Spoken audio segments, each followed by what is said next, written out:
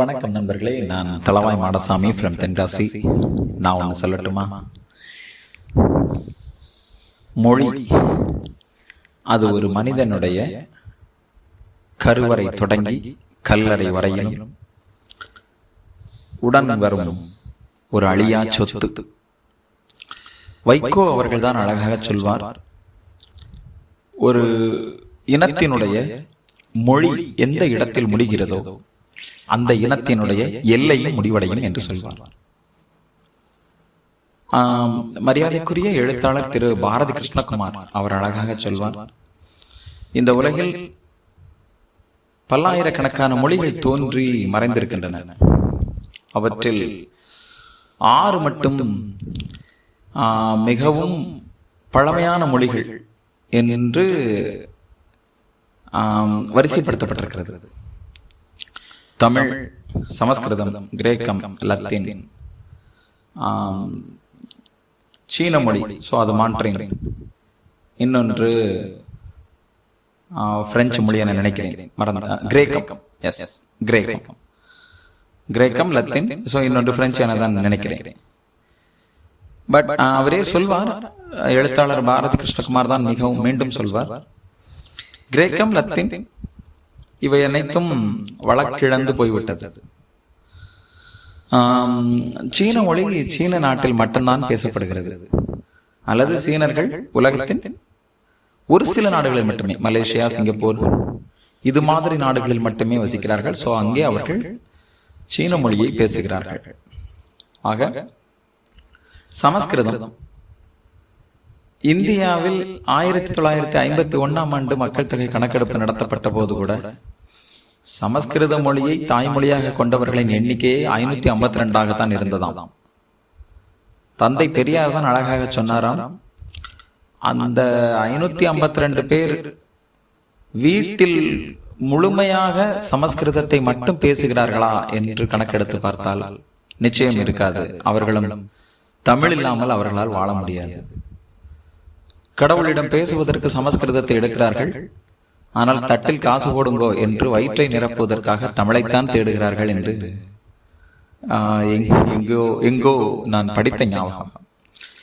ஆக இவை அனைத்தையும் தாண்டி தமிழ் மொழி மட்டும்தான் நமக்கு நீண்டு நிலைத்திருக்கிறது. கடைசி தமிழன் இருக்கும் வரை தமிழ் மொழி நிலைக்கும் என்று பாரதி கிருஷ்ணகுமார் ஐயா அவர் அழகாக சொன்னார். ஸோ அது நிதர்சனமான உண்மையும் கூட. 1938-39ஆம் ஆண்டுகளில் ஒரு ஹிந்தி எதிர்ப்பு போராட்டம் ஒன்று வந்தது. அந்த எதிர்ப்பு போராட்டத்திற்கு காரணமாக இருந்தவர் ராஜாஜி அவர்கள். அவர் ஹிந்தி திணிப்பை தமிழர் மீது, தமிழ்நாட்டில் பள்ளிகளின் மீது நிச்சயப்படுத்தி கொண்டு வந்தார். அப்போது எதிர்ப்பு தெரிவித்தார்கள் திராவிட கழகத்தினர்கள். மேலும் அது 1965ஆம் ஆண்டு மறுபடியும் உயிர்த்தெழுந்தது. ஹிந்தியை தமிழ்நாட்டிற்குள் நிச்சயமாக கொண்டு வர வேண்டும் என நினைத்தார்கள். அப்போது தீயில் வெந்த தமிழ் புலிகள் என்ற ஒரு புத்தகத்தை தான் இன்று நான் படித்தேன். அந்த அப்போது உயிர் நீத்த அத்தனை தியாகிகளின் வரலாறும் தான் அந்த புத்தகத்தில் கொடுக்கப்பட்டிருக்கிறது.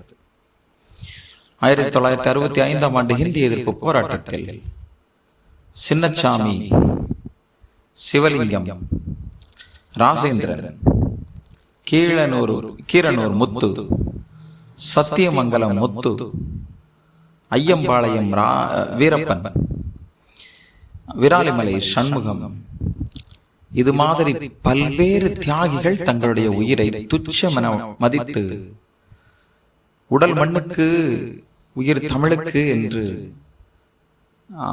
வெறும் நாவால் சொல்லிக் கொண்டிருந்தவர்களுக்கு மத்தியில் அந்த வார்த்தைக்கு ஒரு அர்த்தத்தை தேடி தந்திருக்கிறார்கள். ஆனால் அத்தனை பேரின் உயிரும் விலை மதிக்க முடியாத உயிரும் பறிபோயிருக்கிறது என்பதுதான் உண்மை.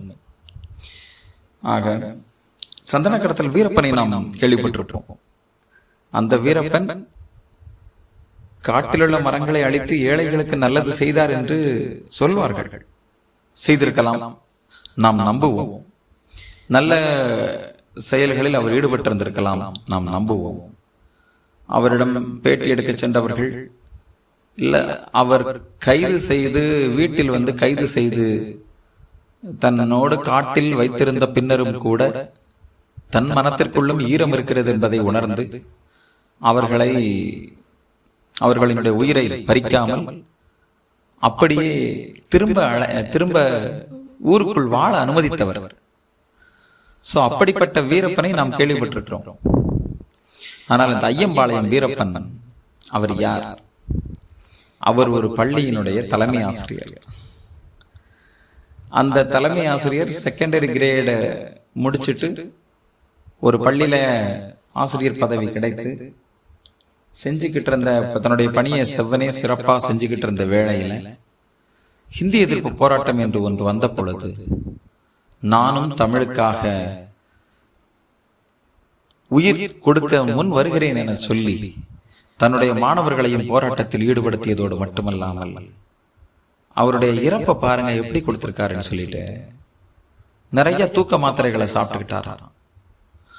அதுக்கப்புறமா தன்னுடைய உடம்பை சுத்தி ஒரு 5-6 வேஷ்டிகளை சுத்தி கட்டிட்டு வேட்டிகளை சுத்தி கட்டிட்டு மண்ணெண்ணெயை ஊத்தி அதை கொஞ்ச நேரம் அதுல ஊற வச்சிருந்தது நிறைய. ஸோ அந்த தண்ணிலாம் நமக்கு நனைஞ்சிட்டோம்னா உடல் ஃபுல்லா ஈரமா இருக்கும்ல, அது மாதிரி ஊற வச்சிருந்ததுக்கு பிறகு அதுல நெருப்பு வச்சுக்கிட்டாராங்க. சுத்தி இருந்தவங்க எல்லாரும் பார்த்து அவரை காப்பாத்துறதுக்காக ஓடி ஓடி வந்திருக்காங்க.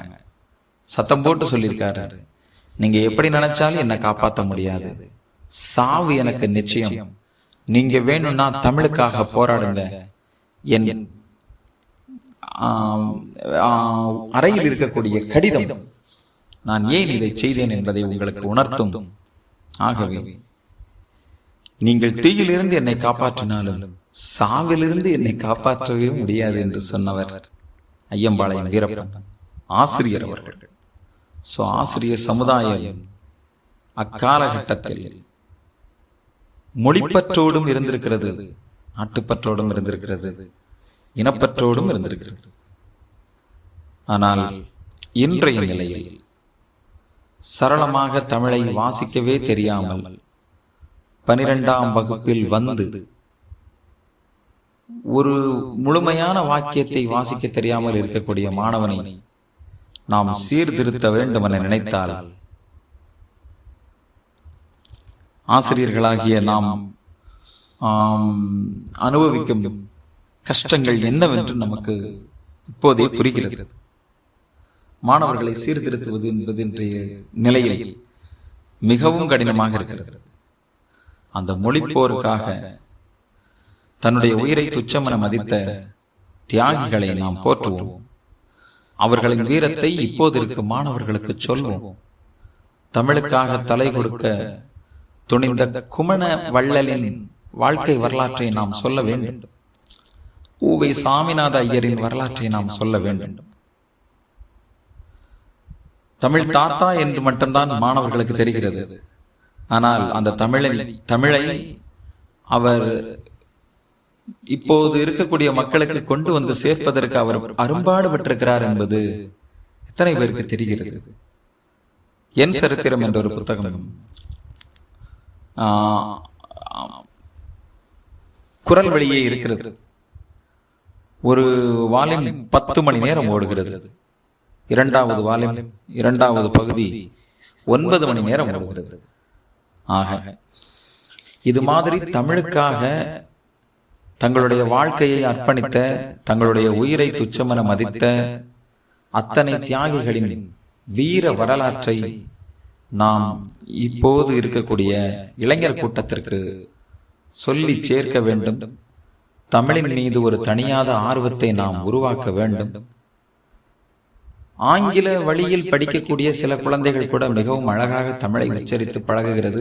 நல்ல முறையில் பேச்சு போட்டி என்றொன்று வரும்பொழுதெல்லாம் மிகவும் அழகாக பேசுகிறது. ஆனால் அரசு பள்ளியில் தமிழ் வழியில் படிக்கக்கூடிய மாணவிக்கு முழுமையாக ஒரு வாக்கியத்தை மிகச்சரியாக வாசிக்க தெரிந்தவர்கள் என்று பார்த்தால் ஒரு 30% இருக்கும் என நினைக்கிறேன். மீதம் இருக்கக்கூடிய 70% நிச்சயம் திண்டாடுகிறார்கள். அதை எழுதச் சொன்னால் அதிகமாய் எழுத்து பிழைகள் வந்து தமிழ் மொழியின்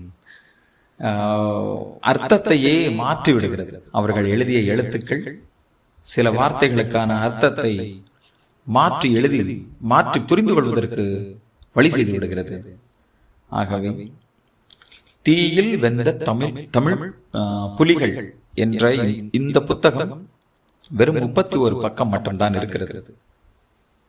இதில் என்னவென்றால், ஆசிரியராக பணியாற்றிய ஐயம்பாளையம் வீரப்பன் முதல் கீரனூர் முத்து, சத்தியமங்கலம் முத்து என்றெல்லாம் நான் சொன்னேன் அல்லவா, 5ஆம் வகுப்பு மட்டுமே படித்தவர்கள், 7ஆம் வகுப்பில் 14 வயதில் இந்த தியாகிகளாக மாறியவர்கள், சிதம்பரம் அண்ணாமலை பல்கலைக்கழகத்தில் தன்னுடைய 18வது வயதில் BSc படிப்பை தொடங்கிய ராஜேந்திரன், எல்லாம் இளைஞர்கள், 26 வயது 27 வயது என்றெல்லாம் இந்த தமிழினுடைய வளர்ச்சிக்காக தமிழை ஹிந்தி அழித்துவிடக் கூடாது என்பதற்காக தங்களுடைய உயிரை கொடுத்த நல்ல தமிழ் புலிகளின் வரலாற்றை இந்த மாணவர்களுக்கு கொண்டு சேர்க்க வேண்டும். தகவல்களை பகிர்ந்து கொள்கிறேன். நன்றி.